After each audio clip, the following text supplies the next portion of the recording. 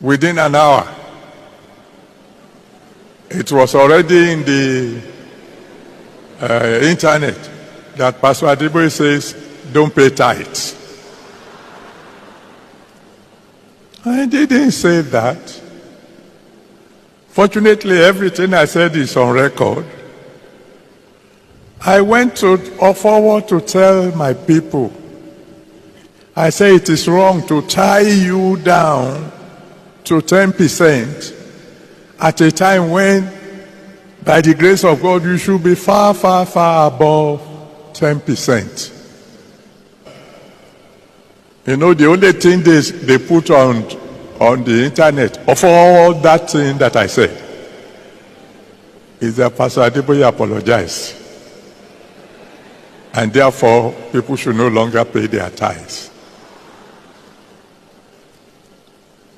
I said tithe should be minimum. It should be for beginners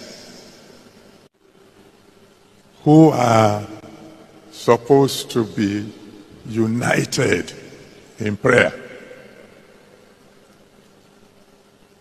In Nigeria, at least for now, are always arguing.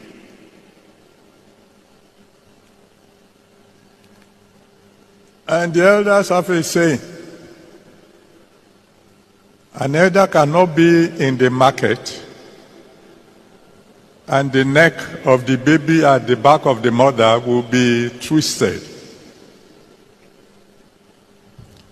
Among the men of God in Nigeria today, I'm one of the oldest. I'm not saying I'm the greatest, so please don't misquote me. I didn't say I'm the greatest. All I said is I am one of the oldest. There are very few men of God in Nigeria today who are older than 82. So it just occurred to me, I must do something so that all these arguments and etc. will come to an end, so that we Christians, particularly we Pentecostals, can be united, and then our prayer will be heard by God. And I found that one of the most, how will you call it, contentious issue that have been causing a lot of arguments here and there in the past is the issue of tithe.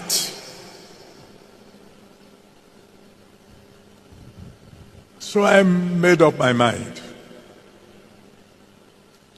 that I'm going to publicly ask for forgiveness for anything I in particular might have said wrong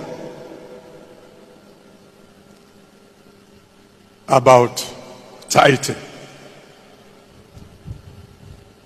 So I told my children on Thursday night, I said something.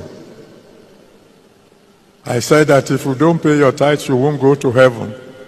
I said, that's not in the Bible. I said, I apologize.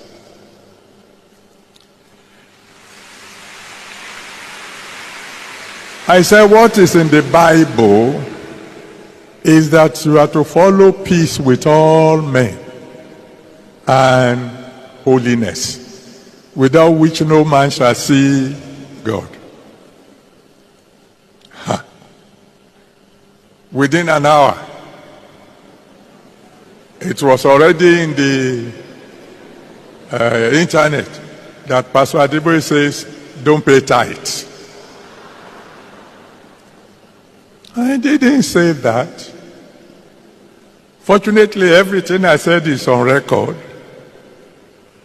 I went forward to tell my people, I say it is wrong to tie you down to 10% at a time when, by the grace of God, you should be far, far, far above 10%.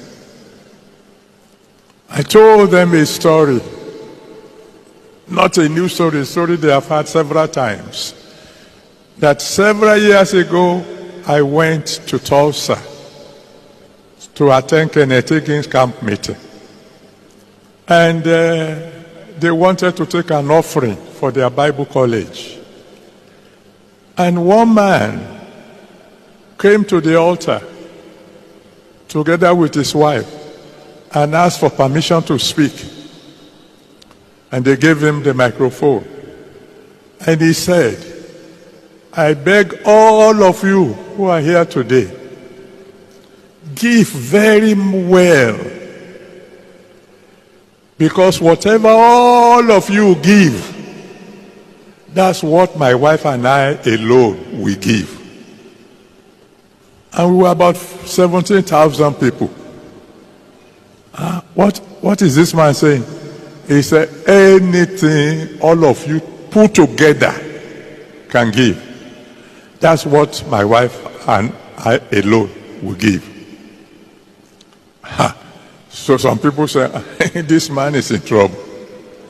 Those who didn't want to give before now began to give. At the end, he said they should count everything. They counted, and it was $3.5 million that was contributed.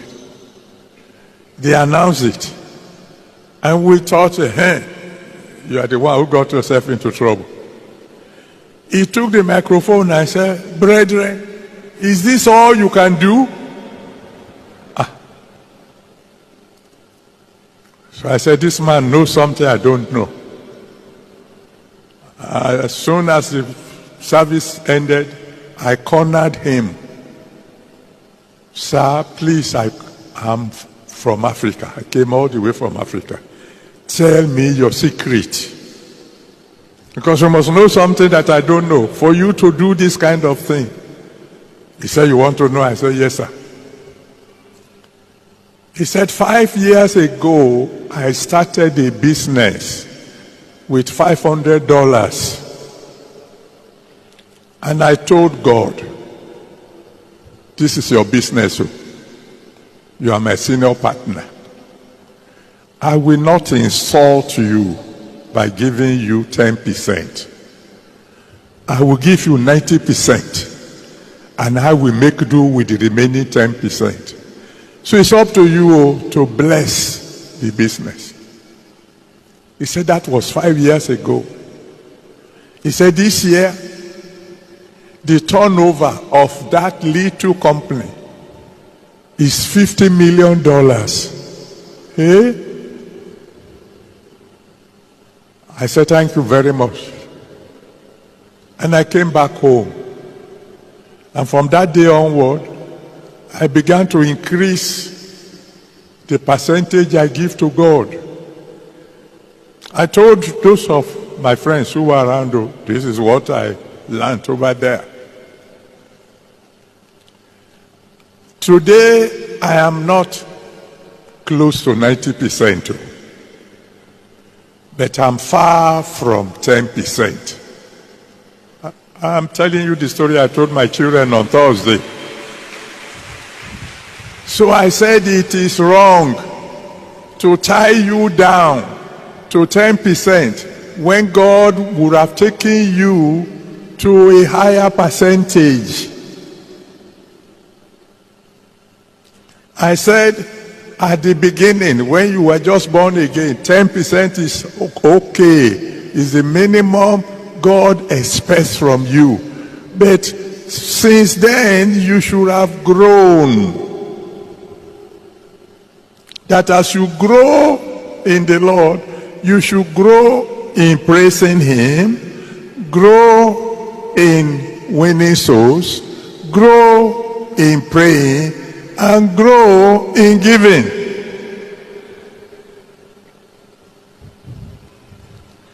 In other words, I said the minimum for beginners is what God calls 10%. So I told my young ones, I said, so from now on, begin to increase what you give to God.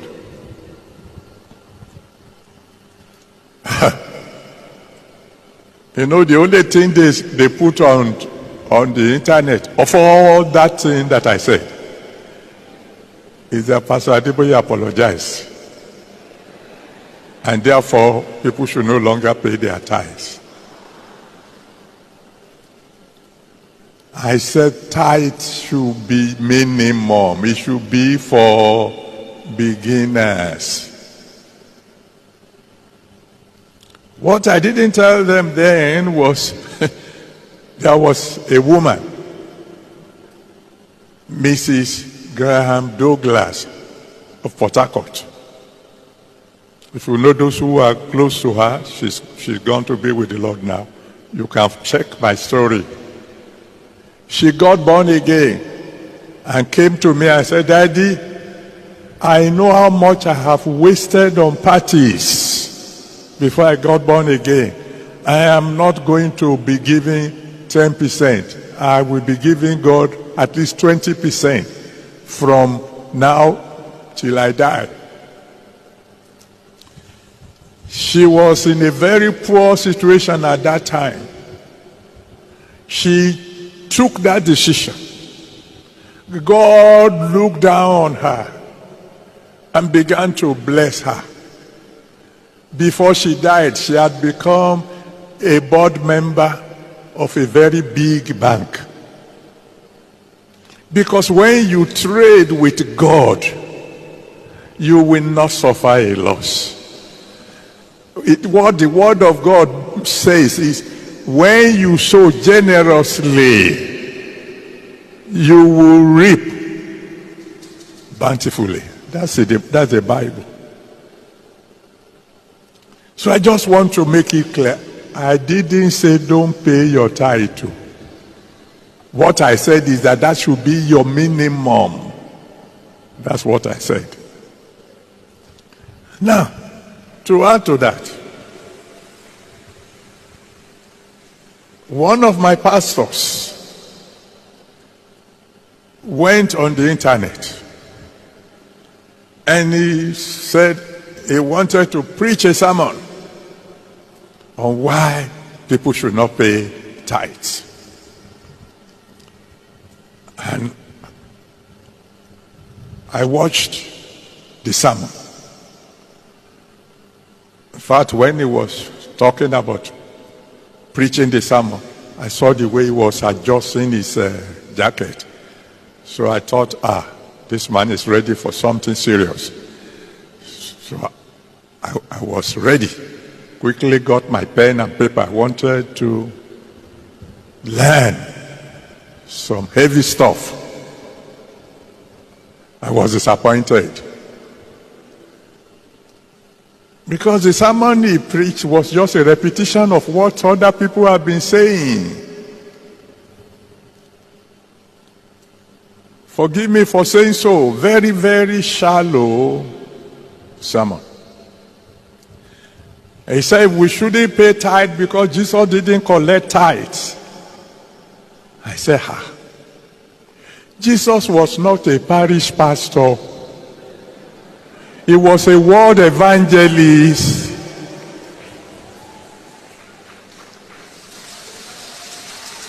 Is that correct? And the Bible says there were certain women. You can read it in Luke chapter 8 from verse 1 to 3. Who just gathered themselves together and they say, we will be the treasurers for Jesus Christ. We will maintain his ministry. Now, I know of a bishop. He too is of blessed memory now. You can come who said current Nigeria from today till tomorrow. It won't change anything. The way you solve it is to create. Once God created this planet and gave us dominion over it, he stepped out. That's why sometimes those of us that are Christians and can pray, sometimes we take it too far. We do not understand where the line is drawn between the responsibilities of humanity and the responsibilities of divinity. But with time, if you study closely, you will find out that God will never do for you what he has given you power to do for yourself. He only does what you cannot do. Every time God gets to that point where he knows you can do it, he stops. And in between there, it will seem as if it's a smooth, continuous flow, but it is not. In between there is that point where there is a separation between the responsibilities of divinity and the responsibilities